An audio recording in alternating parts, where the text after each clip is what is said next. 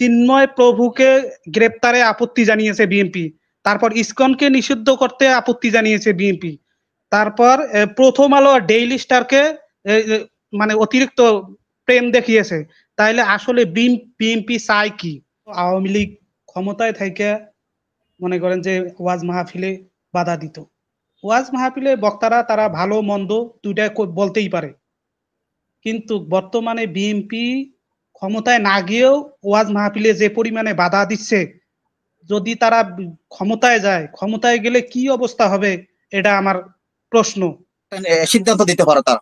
এখন তারা যে একটা দল গঠন করার পথে তারা ভবিষ্যতে আর কোনো আন্দোলন সংগ্রামে আশা করে দাঁড়াতে পারবে না, কারণ এটা আসলে দেশের মানুষ গ্রহণ করবে না, কোন রাজনৈতিক দল। মোহাম্মদ শহীদুল্লাহর একটা বিখ্যাত উক্তি ছিল যে আপনি দিনের বিষয়ে যত বড় জ্ঞানী হন, ইসলামের বিষয়ে যদি আপনার কোনো জ্ঞান না থাকে তাহলে আপনি মূর্খ।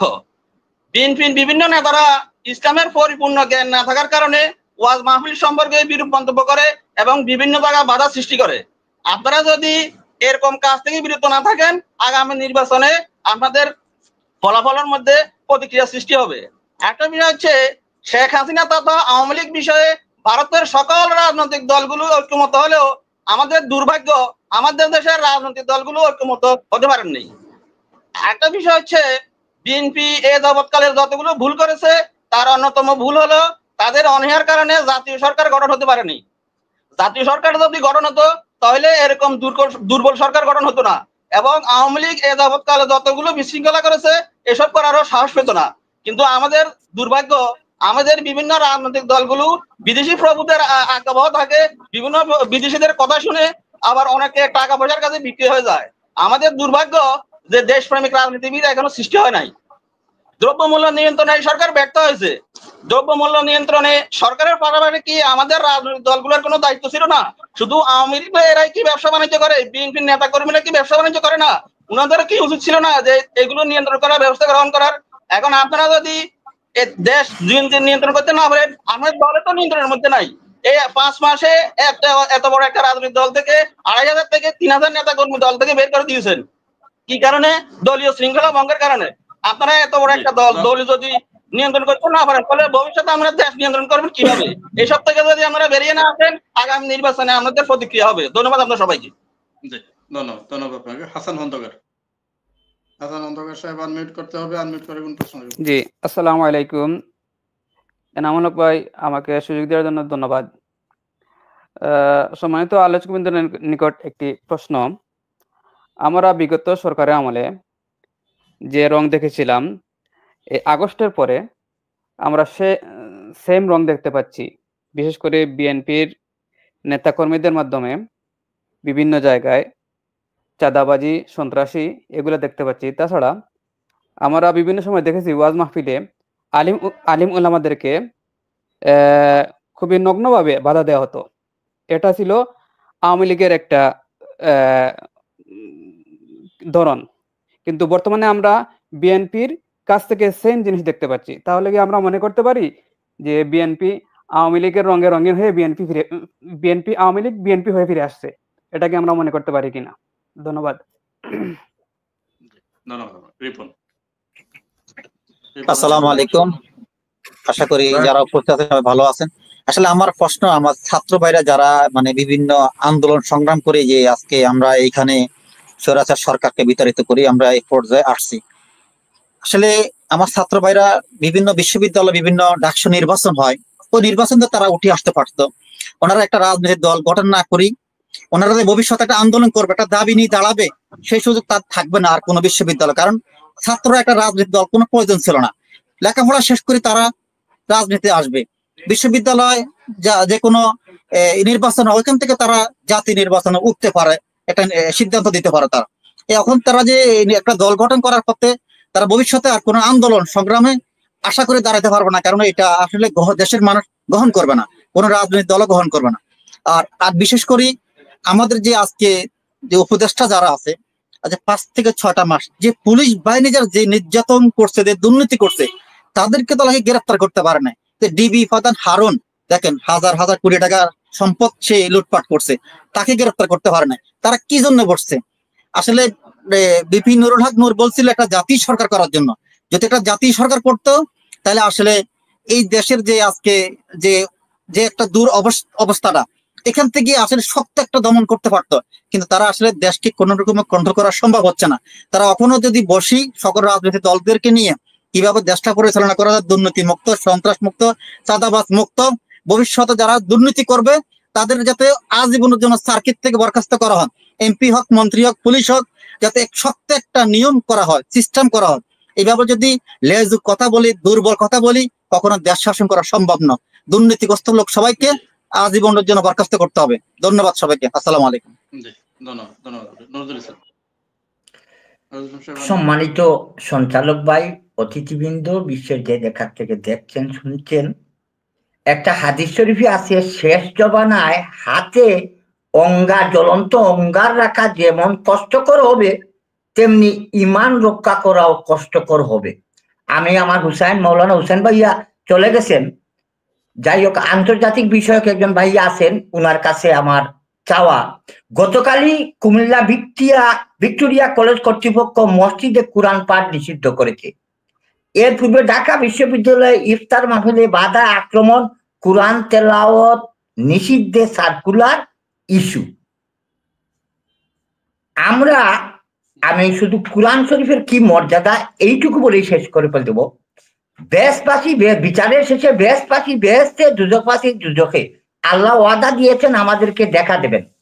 একটা কনফারেন্স হবে জান্নাতুল ইন্দিলে, সেখানে ইসরাইল আলাইহিস সালাম এবং দাউদ আলাইহিস সালাম আল্লাহর সিফাতমূলক সঙ্গীত পরিবেশন করবেন। টেবুলে সাজানো থাকবে শরাবান তৌরা, কেউ পান করবে না। আল্লাহ তাআলা জিজ্ঞাসা করবেন হযরত আলী রাদিয়াল্লাহু আনহুকে, আপনারা শরাব পান করছেন না কেন? বলে, হে রাব্বুল আলামিন, আমরা বেহেশতের জন্য, শরাবের জন্য আমরা আপনার ইবাদত করিনি। তাহলে কিসের জন্য?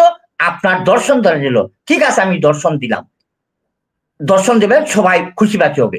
এরপরে খুদ আল্লাহ তাআলা এই কথাটা বলবেন যে, হে আমার বান্দারা, তোমরা তো বেহেশত পেয়েছো, আমার দেখাও পেয়েছো, শরাবান তৌরা পেয়েছো, আমার পক্ষ থেকে একটি নিয়ামত তোমরা কি চাও? বলে, আল্লাহ সেটা তো আরো বড়ই হবে। তখন আল্লাহ বলবেন এই কথাটা, যে নিজে কোরআন শিক্ষা করে অপরকে কোরআন শিক্ষা দেয়। তার মানে আল্লাহ এটাই বুঝিয়েছে চাচ্ছেন যে বেহেশত, শরাবান তৌরার চেয়েও কোরআন, কারণ এই কোরআনের মাধ্যমেই তো মানুষ আল্লাহকে চিনে, বেহেশত দুজক এগুলো পায়। কাজেই এগুলো থেকে আমরা যারা নিষিদ্ধ করছেন লক্ষ্মী ভাইয়ারা, এগুলো আপনারা বুঝে শুনে কথা বলুন, একটু স্টাডির চেষ্টা করুন। আর ধন্যবাদ আপনাকে। মুন্না সাহেব আনমিউট করেন, কোন প্রশ্ন থাকলে বলেন। আসসালামু আলাইকুম সকল সঞ্চালক বিন্দুকে। আমার প্রশ্ন হইল যে, আগে তো আওয়ামী লীগ ক্ষমতায় থেকে মনে করেন যে ওয়াজ মাহফিলে বাধা দিত।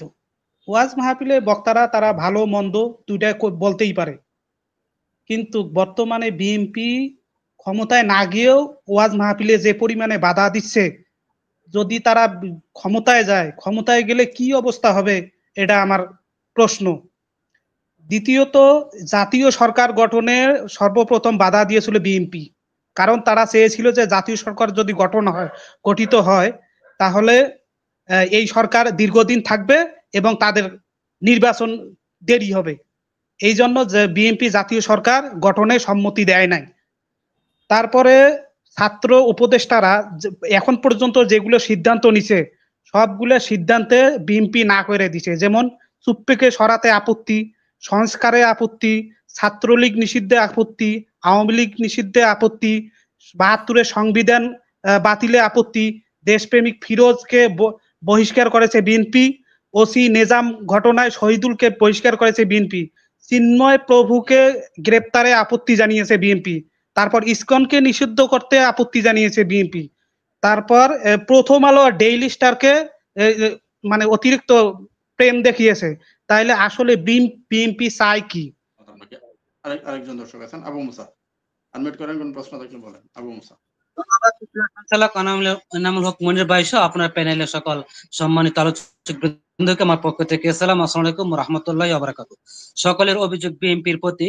লাস্টে যে ভাই বলেছেন বিএনপি সকল নেতাকে, আমি এটার সাথে একমত না। বিএনপি সকল নেতা না, বিপি ইব্রাহিম ভাই আছেন, আমি ওনার কাছে আমি জানতে চাই 5ই আগস্টের আগে বিএনপি নেতাগুলো যে ছিল, এখন যে বক্তব্য আছে এইসব নেতাগুলো আমরা 5 আগস্টের আগে দেখি নাই, ঠিক আছে? 5 আগস্ট পরে যে নেতাগুলো দেখতেছি, ঠিক আছে?